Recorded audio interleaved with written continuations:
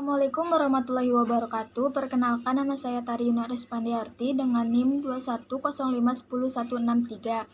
Di sini saya akan melakukan presentasi tentang studi kasus lapangan ekonomi rakyat di masa pandemi untuk memenuhi tugas mata kuliah pengantar ilmu ekonomi. Bimai adalah seorang pedagang kupat tahu yang berada di Desa Panulisan, Kecamatan Dailuhur, Kabupaten Cilacap, Provinsi Jawa Tengah. Beliau berumur 66 tahun dan sudah berjualan kupat tahu dari tahun 1995. Selain berdagang kupat tahu, Bimai juga berjualan dawet dan karedok. Kondisi warung yang Bimai gunakan untuk berdagang kupat tahu sangat memprihatinkan karena warung ini dulunya adalah tempat penyimpanan kayu bakar milik tetangganya yang ia renovasi bagian atapnya. Waktu itu biaya renovasi yang ia keluarkan adalah 500.000. Biaya tersebut ia pinjam dari tetangganya yang ia bayar ketika ia mempunyai uang atau ia cicil. Setiap bulannya, Bimai juga harus membayar sewa warungnya sebesar 100.000 kepada tetangganya tersebut. Bimai akan mulai berjualan pada pukul 8 pagi hari. Jika sedang banyak pembeli, biasanya dagangannya akan habis sampai pukul 12 siang. Tetapi jika sedang sepi pembeli, Bimai akan berdagang sampai pukul 3 sore. Setiap harinya, Bimai harus bangun pukul 2 dini hari untuk mempersiapkan bahan dagangannya, seperti membuat kupat tahu dan membuat dawet. Untuk bahan karedok, biasanya Bimai akan membelinya di pagi hari pada tukang sayur keliling. Kupat tahu dan karedok yang ia jual dihargai dengan harga 5.000 per porsinya, sedangkan untuk dawet Bimai hargai dengan harga 2.500. Bimai hanya mengandalkan pembeli yang langsung datang pada warungnya saja. Kesalahan ekonomi yang dialami oleh Bimai selaku pelaku ekonomi rakyat. Yang pertama adalah usaha tidak berkembang. Meskipun sudah berjualan cukup lama, yaitu dari tahun 1995, tetapi usaha kupat tahu yang Bimai jalankan ini tidak mengalami perkembangan sama sekali. Hal ini disebabkan karena penghasilan setiap harinya dari berjualan kupat tahu ini hanya dapat memenuhi kebutuhan sehari-hari Bimai saja. Jadi, Bimai tidak dapat mengembangkan usahanya karena kekurangan modal tersebut. Kedua, letak usaha yang tidak strategis. Warung kupat tahu Bimai sendiri terletak di tempat yang tidak ramai orang dan tidak terletak di dekat jalan raya, sehingga tidak banyak orang tahu tentang dagangan kupat tahu Bimai ini. Kesalahan yang ketiga adalah tidak adanya promosi khusus. Bimai sendiri tidak melakukan promosi khusus untuk jualan kupat tahunya. Beliau hanya mengandalkan pembeli yang langsung datang pada warungnya saja. Selain itu, Bimai juga hanya mengandalkan promosi dari mulut ke mulut saja yang dilakukan oleh konsumennya. Hal inilah yang menyebabkan tidak banyak orang tahu mengenai jualan kupat tahu Bimai ini, sehingga tidak adanya peningkatan penjualan kupat tahu yang dialami oleh Bimai. Kesalahan yang keempat adalah penghasilan yang pas-pasan. Karena penghasilan yang pas-pasan ini, seringkali Bimai harus menggunakan modal yang harusnya digunakan untuk dagang esok hari, tetapi Bimai malah gunakan untuk kebutuhan sehari-harinya. Sehingga untuk modal kebutuhan dagang esok hari, Bimai harus meminjam pada tetangganya. Analisis sebab terjadinya permasalahan yang dialami oleh pelaku ekonomi rakyat. Yang pertama adalah kurangnya pengetahuan tentang pemanfaatan teknologi. Bimai sendiri sebenarnya mempunyai HP Android yang diberikan oleh anaknya yang ada di kota untuk sarana komunikasi. Tetapi karena kurangnya pengetahuan tentang pemanfaatan teknologi, menyebabkan HP yang dimiliki Bimai ini tidak digunakan dengan baik. Padahal, jika Bimai tahu HP Android tersebut bisa digunakan untuk sarana promosi dan pemasaran yang dilakukan di sosial media untuk memasarkan produk dagangannya yaitu kupat tahu. Yang kedua adalah faktor pendidikan.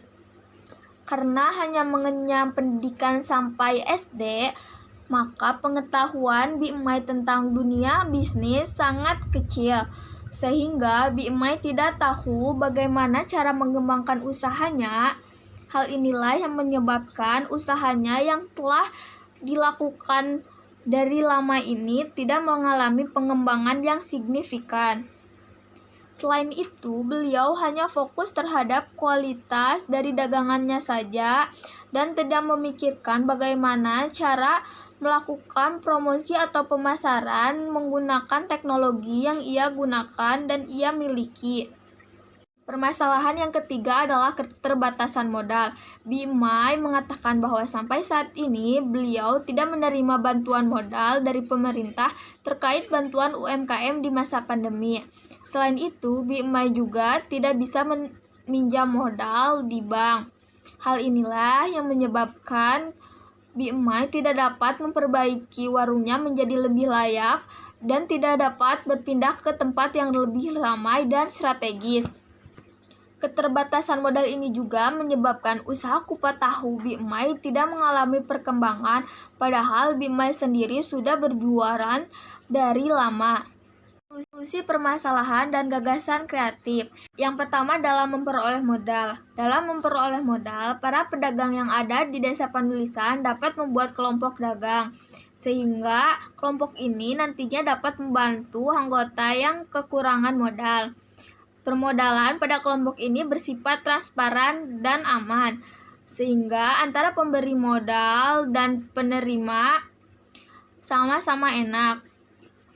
Pendanaan pada kelompok ini yaitu dengan cara setiap anggota membayarkan kas setiap minggunya sesuai dengan kesepakatan bersama. Nantinya, kas yang telah terkumpul ini dapat dipinjam oleh anggota yang membutuhkan. Anggota yang meminjam harus membayar dengan cara mencicil atau membayar secara langsung saat mereka telah mendapatkan uang. Anggota yang meminjam akan dikenakan bunga yang telah disepakati.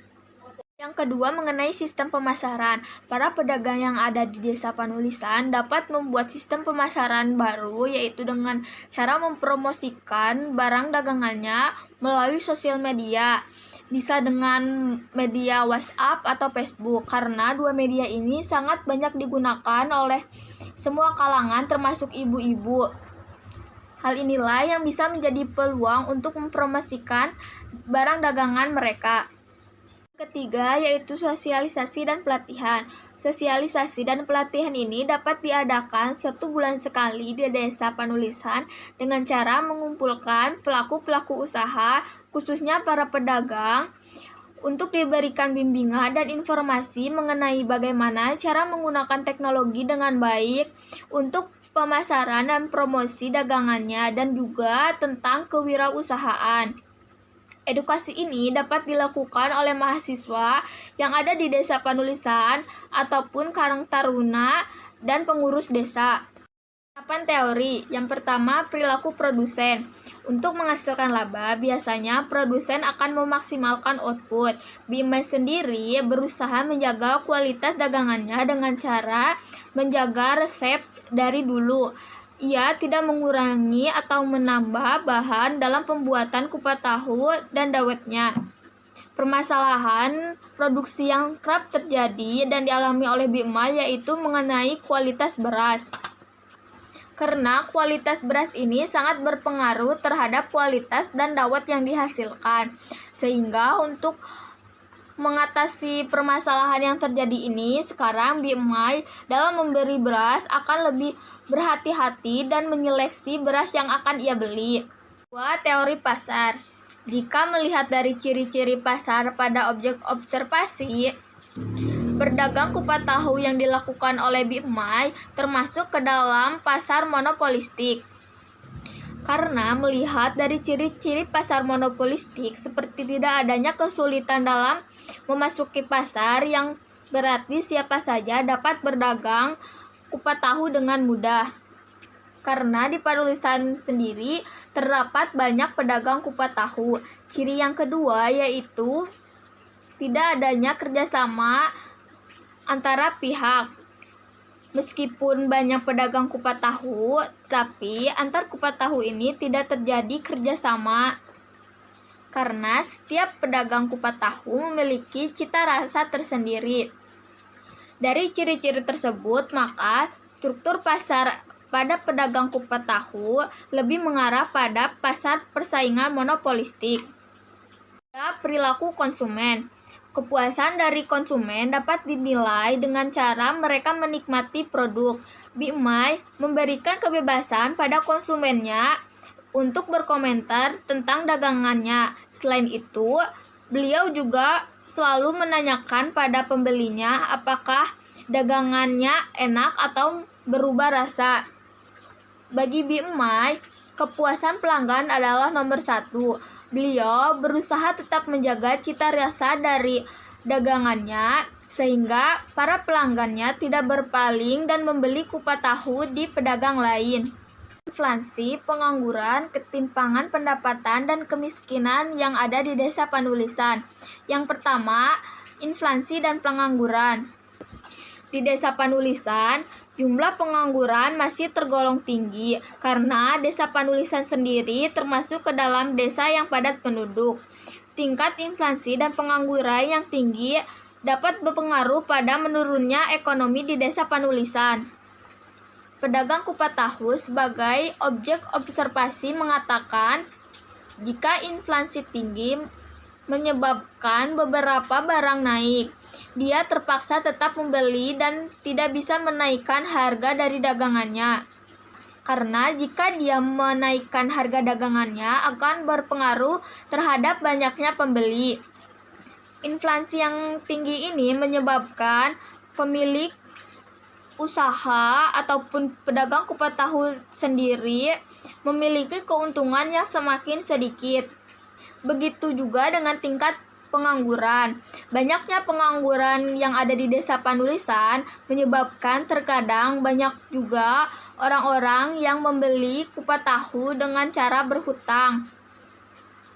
Hal ini menyebabkan semakin sedikit pula penghasilan yang didapatkan oleh Bimai karena terkadang penghutang ini membayar hutangnya dalam jangka waktu yang cukup lama.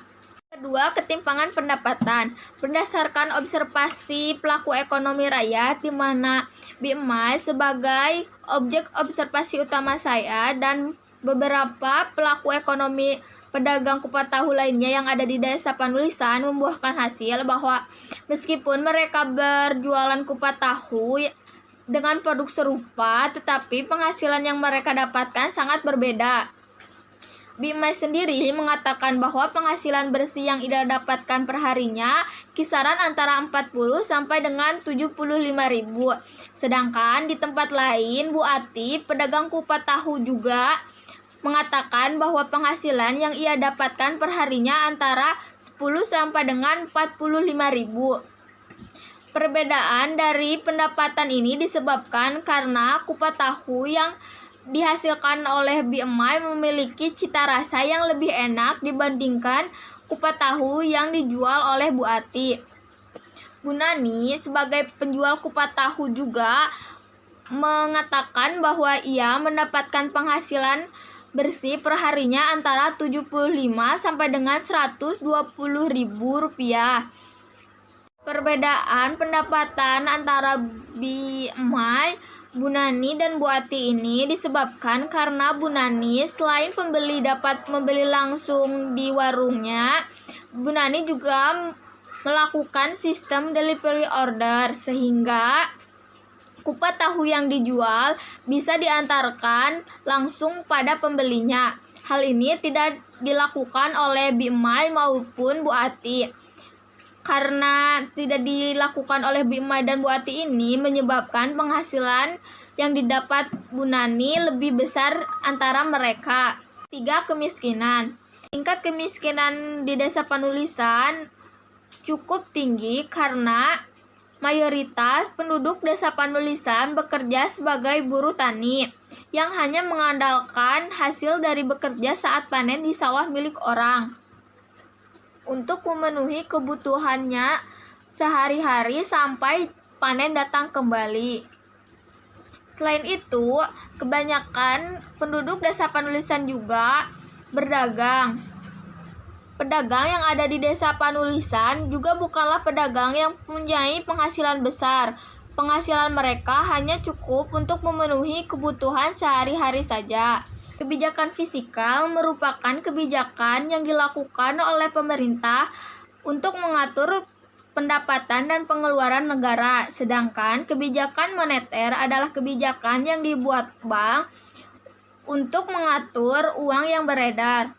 Kebijakan fiskal dan moneter yang dilakukan oleh pemerintah desa panulisan seperti contohnya adanya BLT atau bantuan langsung tunai untuk para UMKM atau para pedagang yang ada di desa panulisan.